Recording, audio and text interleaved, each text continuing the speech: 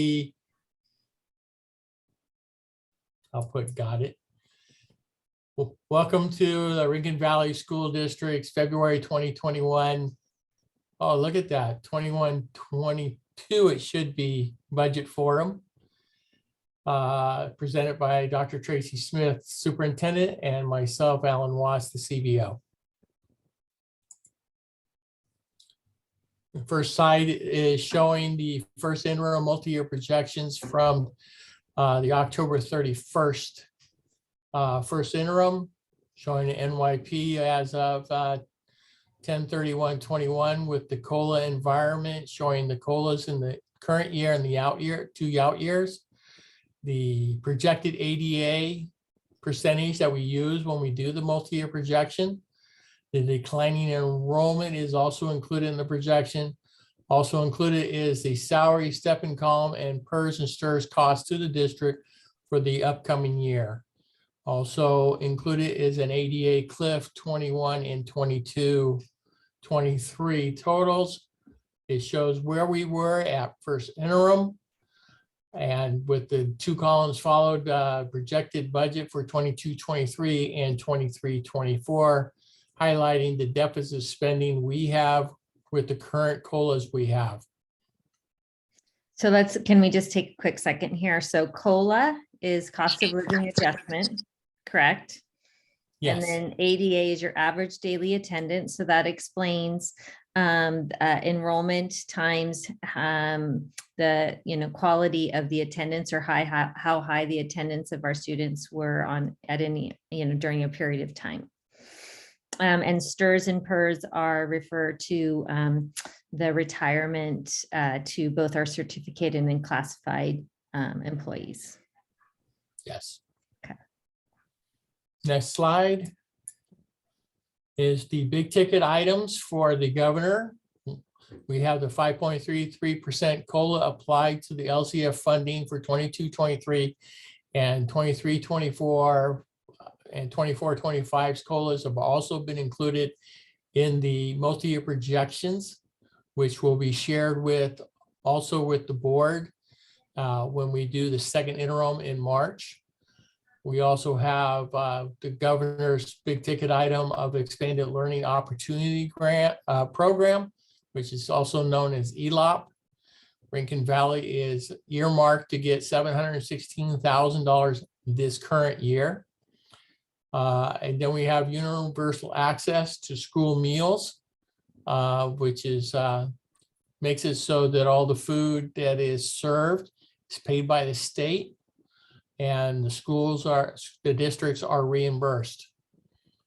We also have the transition kindergarten expansion, which is being proposed for the rebenching of Prop 98 so that districts are not held to pay for the expansion, and it's paid for through the LCFF calculator.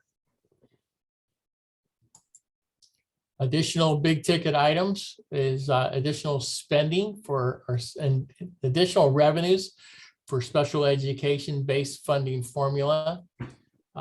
We also have certain categoricals like the mandated block grant that will receive also a 5.33% COLA next year. Then we have Prop 98 reserves, one-time dollars for electric buses. The district is ahead of schedule in that area because we're going to get 4 electric buses sometime at the end of April or 1st of May. And not to sound excited, but I am. And then we have 1.3 billion in general fund one time to support school facilities program that's being proposed by the governor. He's also made a proposal regarding how to help districts in the declining enrollment in the ADA proposal to soften the pending cliff that the district schools are going to hit next year, and where the charter schools are already receiving the hit this year. Next slide This is yours, Tracy. Okay, so the Expanded Learning Opportunities Program is a new program or an expanded program that has to do with providing certain students who identified as English learners or are considered low socioeconomic status and or are foster youth. All of these students starting the part of this year and into next year qualify to receive an extended school day. Which basically means that they can get before and after care with also hoping to give them some enrichment opportunities based on the number of staff we can hire and the spaces that we can provide. We hope to expand our extended learning program even more this year and then even more the following year and provide free care to identified families. And then the other categorical program or new program, it's kind of twofold. There's ongoing funding for providing an expanded 4-year-old program. So basically taking what's considered transitional kindergarten for students who turned 5 in September, October, and November, now all the way to the end of 4-year-olds, all the way to the end of August, right? From September 1st to the following September 1st, students who turn 5 during that school year ultimately will be allowed to attend universal transitional kindergarten. So we're basically expanding public schools down into really earlier childhood than what we've been able to do before traditionally with 5-year-olds. And therefore, for this coming year, we will be getting ongoing funding and expanding our program. We should be able to offer universal transitional kindergarten at 7 of our school sites, all 7. Additionally, we are also funded with one-time dollars that can be used to actually create the classrooms and necessary spaces for our littles.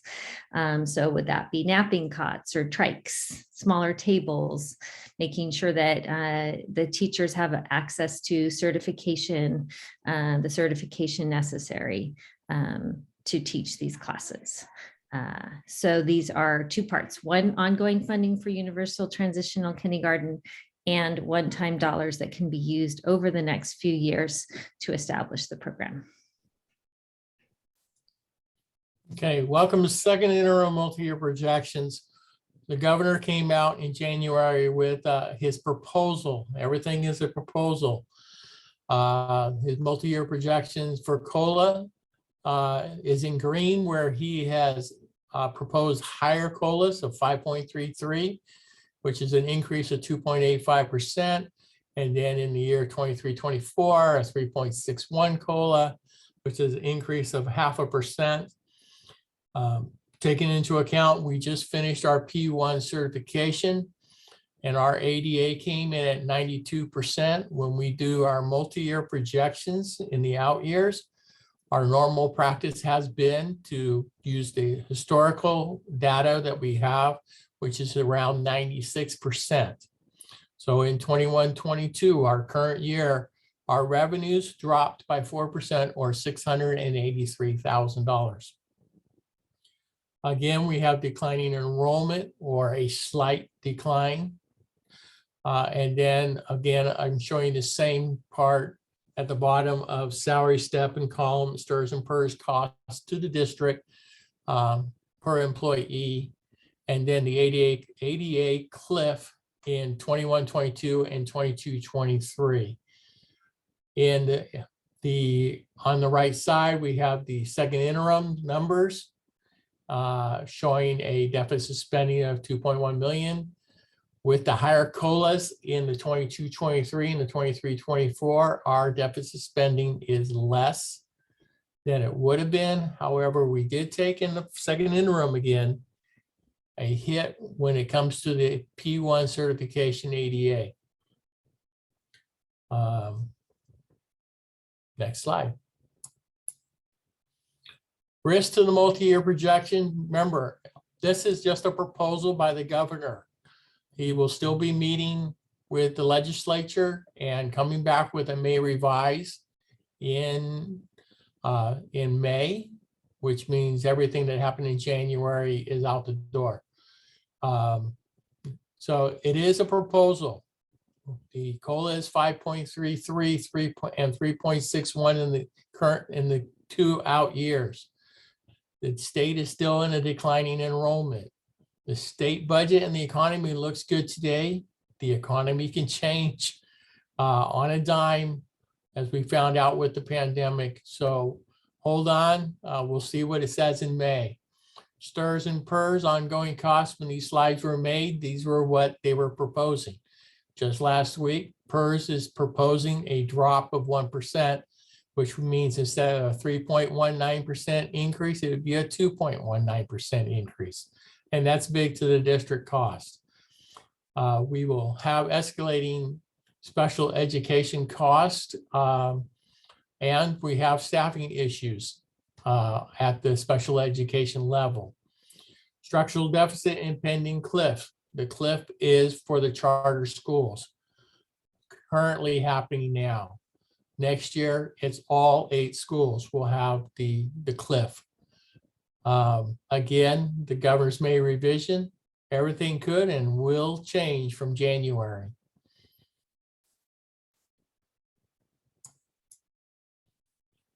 This is where we would have you submit questions. And I'm sure that we'd be glad to hear any questions you may have, and we can answer them later. Alan, we can go ahead. We have 2 people here if they have any questions. Sure can. I can go back too. Are we going to continue to record? Yes. Hey everyone, this is Ethan. Hi, I missed the Ethan. first part. I was in another phone call. I was just wondering what the pending cliff you were alluding to was, and if we were the charter school that has already hit that cliff. What happened is in 2019, 2020, we're being held harmless for 3 of our district schools for 19, 20, 2021, and 21, 22's enrollment in ADA. The charter schools were only held harmless in the first 2 years. The 3rd year, which is our current year, we are getting funded based on the number of students in the classroom.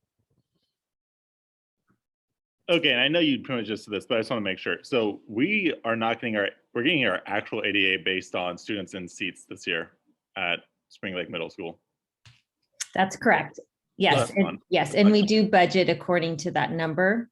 So your budget is not as affected by this overall as the elementary school sites. And so there's no accounting for all the COVID missed days and stuff like that? We hope that you would be included if that were, we're advocating at the state level to have the chronic absentee piece be held harmless, right? That we can go back to our original percentage and not lose all of those dollars. So we haven't actually looked at it specifically for the middle school, just because we're still waiting to see what the final results are. Okay, thank you. Yeah.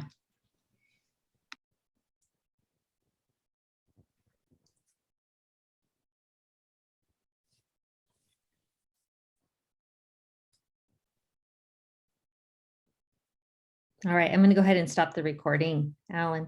Okay. All right.